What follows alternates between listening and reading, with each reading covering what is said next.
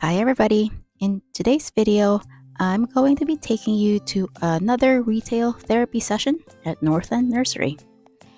Here we go!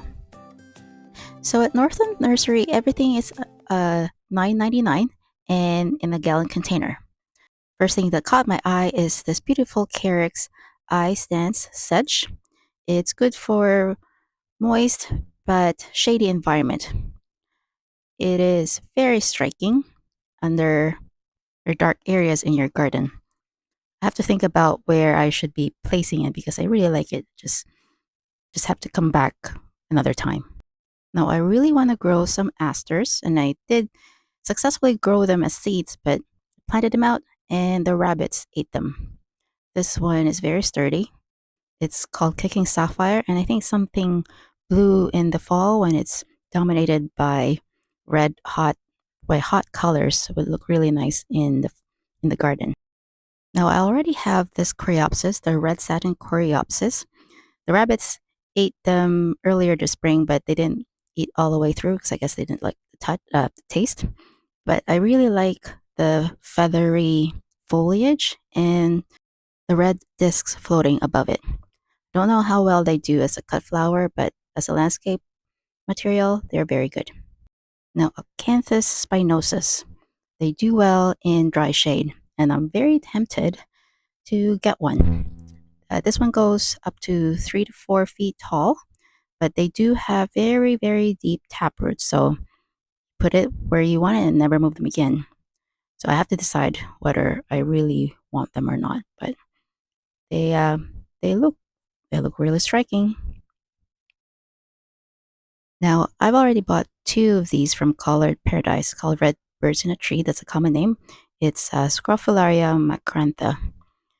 They look quite healthy right here, and the rabbits in the garden has never touched them. So I'm gonna get one more, and that will complete my 3 plants to I don't know, that's just my thing to put 3 in different parts of the garden to make it more cohesive.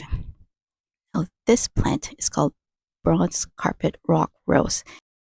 It's a ground cover with deep, very fine foliage, and it has bright orange flowers from late spring into the fall. I think they would look really well together with the euphorbia bonfire that I already have in my garden. And because they're drought tolerant, they'll be perfect for where I have my euphorbias planted. And apparently rabbits don't eat them, so I got 3 of these. Next one is black stocking meadow rue.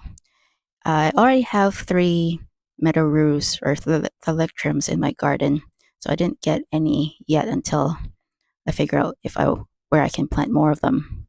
But this is a very popular variety, and they're here as plugs. Now, I was also thinking of getting the Coreopsis daring clementine. From afar, you can definitely see or notice them from afar. I just wasn't sure if the white fuzzy things I saw on it were mealybugs or just how they are. So I skipped it because I don't want to add any problems in my garden.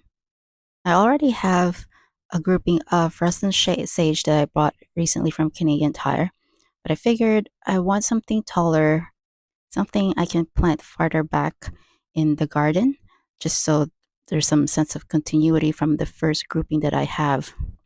Now, they have these smaller gallon containers, and I picked these ones instead of the taller ones that are already in full bloom because it's going to be hard trying to get them in the car first thing. And there were lots of bees, and I didn't want to disturb them.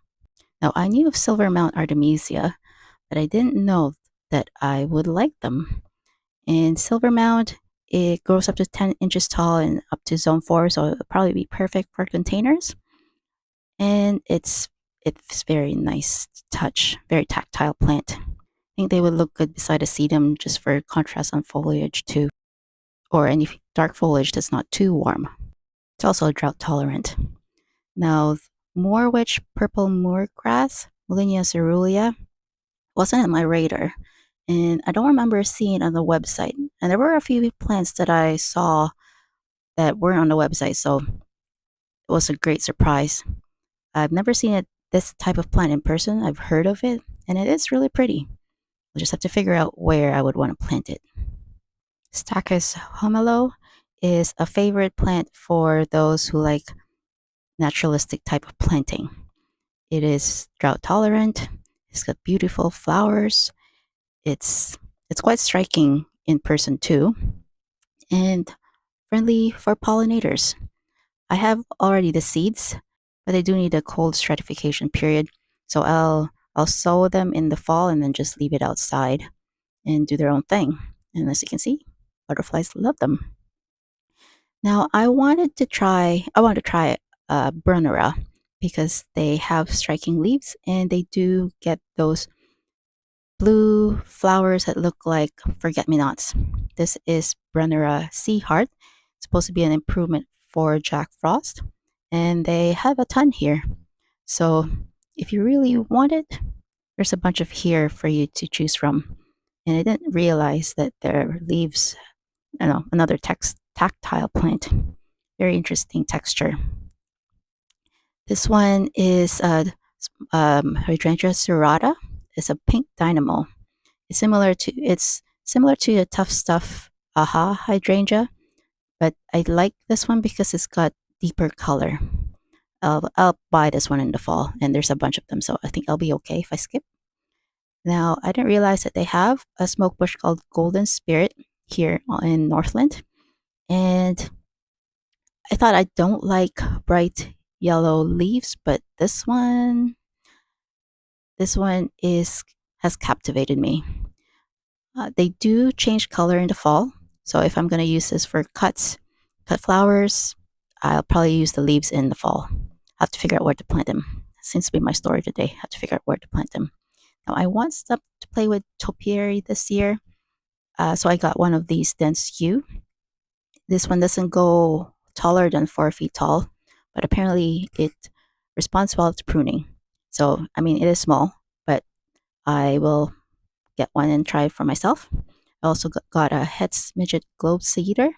You usually buy these in bigger containers, and I don't want to dig a big hole. So even though the plants are small, it means I have to plant a smaller, I can only plant, or I will only plant a smaller hole. Does that make sense? Less work for me, and I get to see how they grow from the start. I also want something evergreen that's tall, and I hope I'm getting the right plant here. This is a DeGroot Spire Cedar. It grows quite tall, but thin. Well, 4 feet, 5 feet wide, but I figure I can trim them to my liking once they get to a good size. So these are the plants that were in my cart. I got one of the Scrophularia for my hummingbirds, 3 of the bronze carpet. I thought I wanted to buy some of these Artemisia, so I got them here. I have 1 of the Russian sage and 1 of the Sea Heart Brunnera, and also the evergreen ones here, the hedge midget heads, well, the cedar. I got the DeGroot Spire and dense yew, but then this caught my eye. It's the butterfly weed, and I didn't realize how really bright the orange flowers are. So instead of the darling clementine, I chose these ones. And because I had a budget, I put the Artemisia mounds back and got 3 of these instead.